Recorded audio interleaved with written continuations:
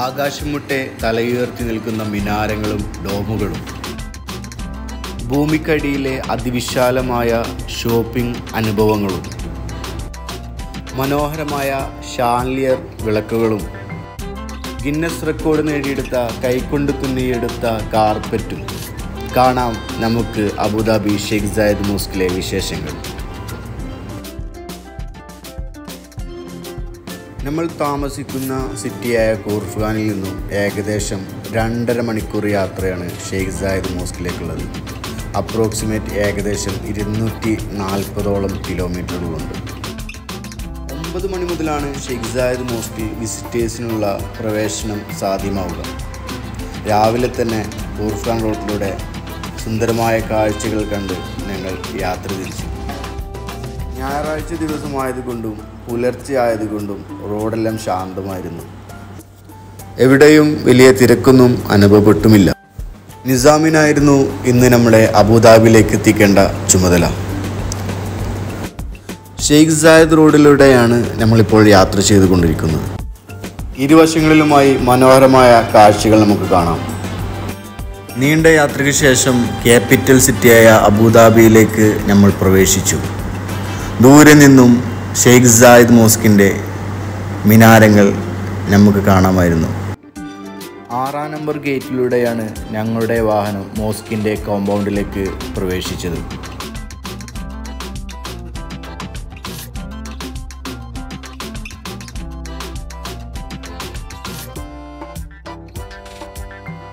അതിവിശാലമായ പാർക്കിംഗ് സൗകര്യമാണ് കോമ്പൗണ്ട് നിറയെ കാണാൻ സാധിക്കുക.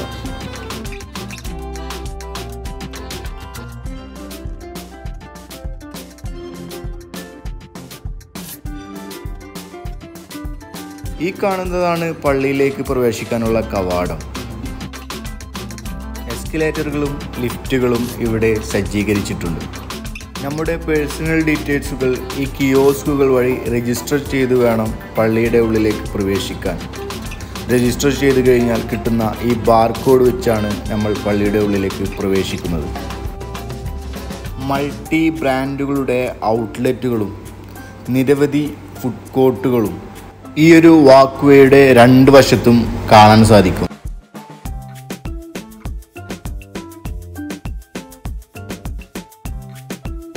വൃത്തിയുടെ കാര്യത്തിൽ ഒരു കോംപ്രമൈസിനും തയ്യാറല്ല എന്ന് അറിയിക്കുന്നതാണ് നമ്മൾ ഈ കാണുന്ന ദൃശ്യങ്ങളിലെല്ലാം.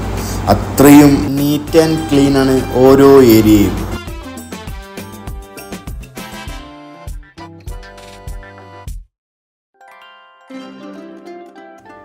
ആരാധനാലയമായതുകൊണ്ട് തന്നെ ഫുള്ളി കവേർഡ് ഡ്രസ്സുകൾ ധരിച്ച് മാത്രമേ ഉള്ളിലേക്ക് പ്രവേശനം അനുവദിക്കുകയുള്ളൂ.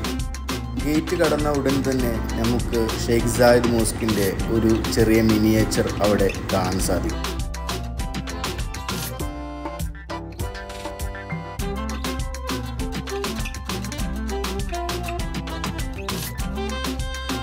ഈ കാണുന്ന സെക്യൂരിറ്റി ചെക്ക് കഴിഞ്ഞ് വേണം പള്ളിയുടെ അകത്തേക്കുള്ള വാക്ക് വേയിലേക്ക് പ്രവേശിക്കാൻ. വിസിറ്റേഴ്സ് ഫ്രണ്ട്ലി സർവീസ് പോലെ എസ്കലേറ്ററുകളും ഫ്രീ ബഗ്ഗി സർവീസും ഇവിടെ ലഭ്യമാണ്. വാക്ക് വേയുടെ 2 ഭിത്തികളിലും കൺസ്ട്രക്ഷനെ കുറിച്ചുള്ള വിവരങ്ങൾ ആലിംഗനം ചെയ്തിട്ടുണ്ട്.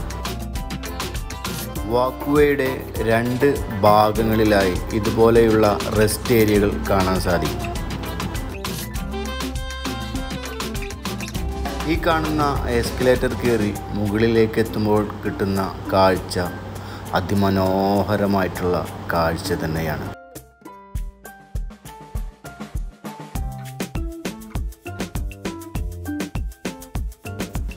പള്ളിക്ക് ചുറ്റിലും അതിമനോഹരമായ ഗാർഡനുകൾ സ്ഥാപിച്ചിട്ടുണ്ട്. പള്ളിക്ക് ചുറ്റുഭാഗവും പ്രൊജക്റ്റ് ലൈറ്റുകളുടെ ടവർ കാണാൻ സാധിക്കും.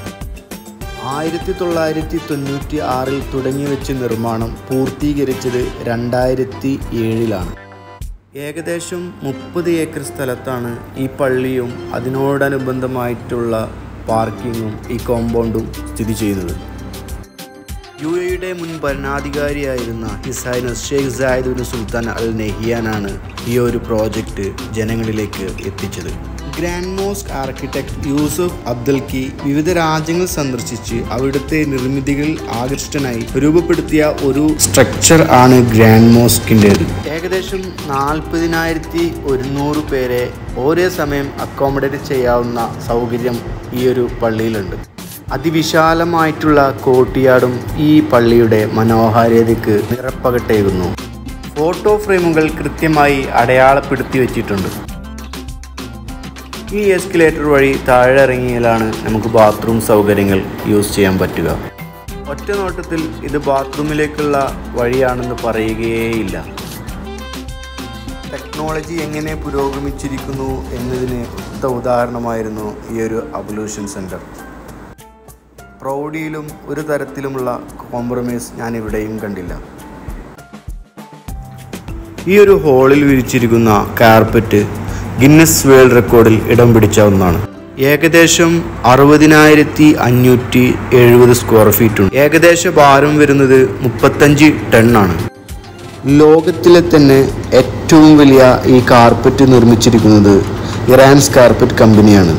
ഇതിൻ്റെ ഡിസൈൻ ചെയ്തിരിക്കുന്നത് 2 വർഷമെടുത്ത് 1200 ജോലിക്കാരെ കൊണ്ടാണ് ഈ ഒരു കാർപ്പറ്റിൻ്റെ പണി പൂർത്തീകരിച്ചത്.